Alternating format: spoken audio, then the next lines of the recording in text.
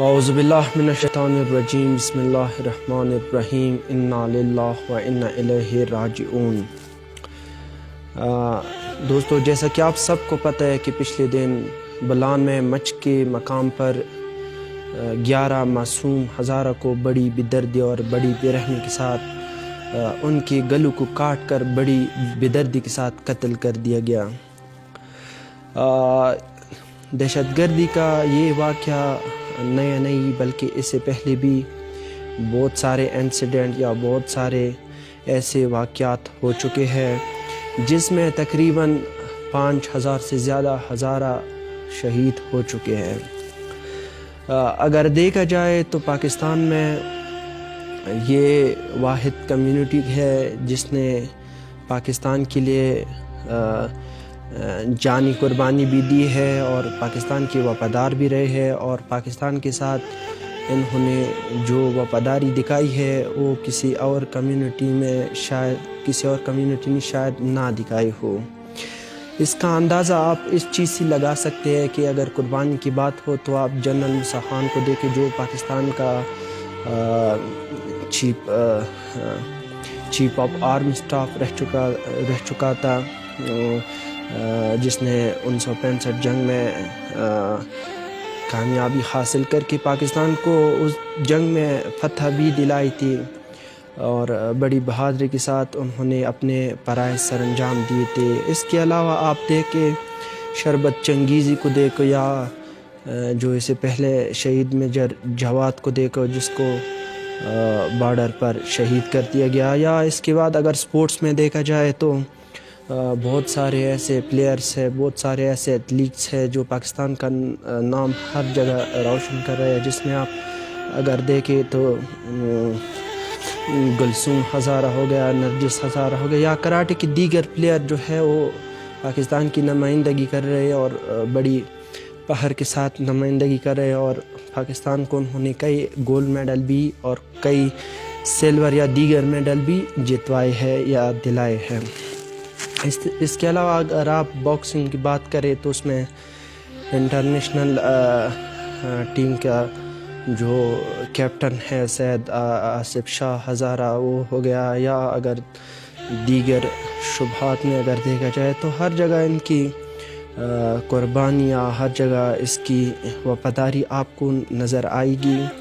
لیکن بات یہ ہے کہ اس کے باوجود، اس وفاداری یا اس قربانی کے باوجود اس کو کیوں بے دردی کے ساتھ یا کیوں اس کو بار بار قتل کیا جا رہا ہے؟ ہر مہینہ بعد اس پہ ایک حملہ ہوتا ہے، یا خود کش دھماکے کی شکل میں، یا فائرنگ کی شکل میں، یا اس طرح کبھی اس کو بسوں سے نکال کر اس کو مار دیا جاتا ہے، یا کبھی اس کو چھریوں سے ذبح کر دیا جاتا ہے۔ پچھلے دن جو واقعہ پیش آیا مچ کے مقام پر وہ نہایت شرمناک اور افسوسناک واقعہ تھا۔ آپ لوگوں نے دیکھا کہ وہ چھری جس کو ہم گھروں میں سبزیاں کاٹنے کے لیے استعمال کرتے ہیں، ان چھریوں سے ان کو گلوں کو کاٹ دیا گیا تھا، یعنی کہ گلوں کو بھی مکمل نہیں کاٹا تھا، آدھا کاٹا تھا اور آدھا چھوڑ دیا تھا، تاکہ بڑی بے دردی اور بے رحمی کے ساتھ ان کی جان جائے یا یہ قتل ہو جائے۔ تو اگر دیکھا جائے تو 5000 شہداء کے باوجود یا 105 یا 110 سے زیادہ ٹیررسٹ انسیڈنٹ یا اٹیک کے باوجود ابھی تک اس کمیونٹی کو، جو ایک چھوٹی سی کمیونٹی ہے، تقریباً 7 لاکھ اس کی آبادی ہے، یا کوئٹہ میں اس کی اکثریت زیادہ ہے، اس کو یہ لوگ تحفظ نہیں دے سکتے تو ملک کی دیگر اقلیت کو کس طرح یہ تحفظ دے گا؟ ریاستی اداروں اور عسکری قیادت کی یہ ذمہ داری بنتی ہے کہ اس کے یہ محافظ ہو، اس کی رکھوالی کرے، لیکن یہاں مسئلہ ہی کچھ الٹا ہے۔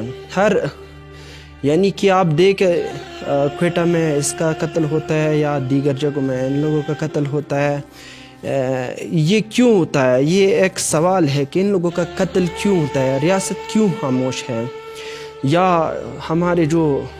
خفیہ ادارے ہیں، مجھے یقین ہے کہ یہ اپنی ذمہ داری اچھی طریقے سے نبھا رہا ہے، اسی وجہ سے یہ ٹاپ پہ ہے، نمبر 1 پہ ہے۔ لیکن بات یہ ہے کہ جب آپ کے ملک میں انٹرنلی اس طرح دہشت گردی ہوتی ہے، یا اس طرح لوگ مارے جاتے ہیں، یا اس طرح کمیونٹی کو یا برادری کے ساتھ اس طرح ظلم ہوتا ہے، تو اس پر کچھ ایکشن یا کچھ پریکٹیکلی کرنے کی ضرورت ہوتی ہے۔ آپ دیکھیں کہ 5000 سے زیادہ لوگ ان کے شہید ہو چکے ہیں، اس کے باوجود ابھی تک ان لوگوں کو تحفظ نہیں مل رہا ہے۔ یہ ایک بنیادی سوال ہے کہ کیوں نہیں مل رہا ہے۔ وفاداری میں یہ لوگ سب سے آگے، اس کے علاوہ قربانی میں یہ لوگ سب سے آگے، تو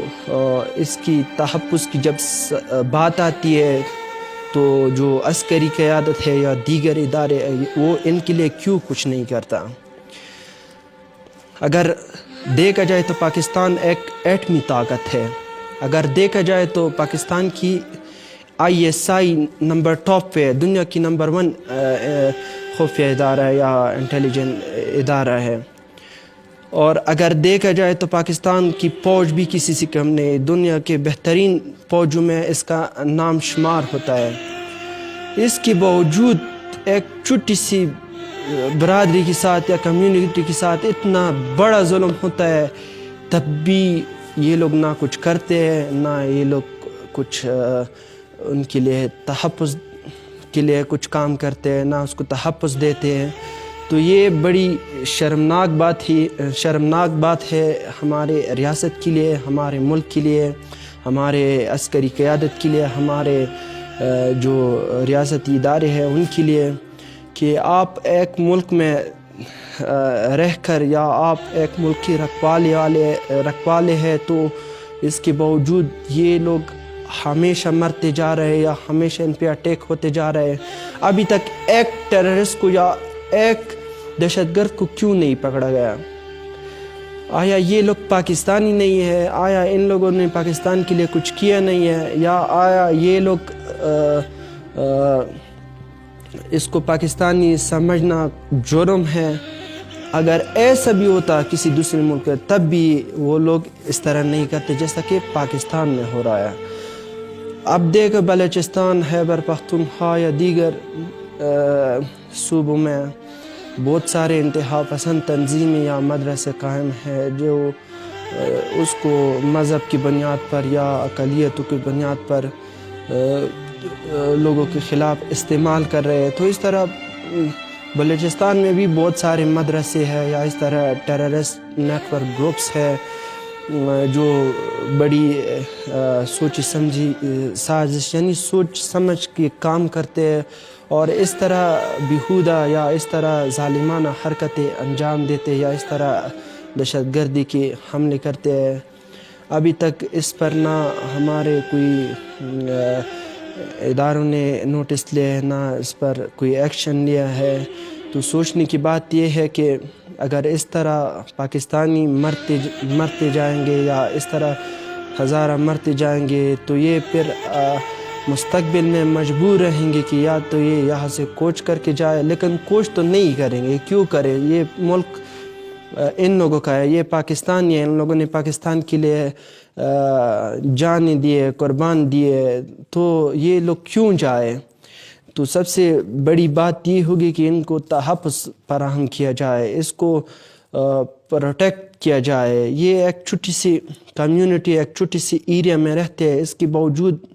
آپ ان لوگوں کو تحفظ نہیں دے سکتے، تو آپ دوسرے ممالک یا دوسری جو ریاستیں اس کے ساتھ کس طرح لڑیں گے؟ یہ بڑی اس پہ سوچ و بچار بہت ضروری ہے۔ تو ہم حکومتی اداروں یا ریاستی اداروں یا عسکری قیادت سے مطالبہ کرتے ہیں کہ خدا را اس پہ ذرا سوچے، اس کے لیے کام کرے، اس کو تحفظ دے۔ اگر ان کو تحفظ نہیں دیا تو مستقبل میں اس کے بہت بری نتائج نکل سکتے ہیں۔